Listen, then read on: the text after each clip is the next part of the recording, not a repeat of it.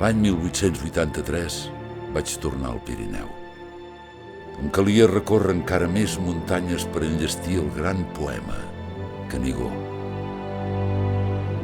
Vaig imaginar un vol amb un carro volador riat per daines i manat per fades. Corria una vall rere l'altra, de cim en cim, damunt l'encís i la bellesa del Pirineu. Per això em calia tornar, enfilar-me, pujar-les. Si vols volar pel cel, tindràs meus somnis.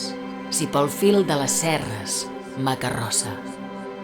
En Canigó tu ets presoner des d'ara. Més Canigó l'Olimp és de les Goges.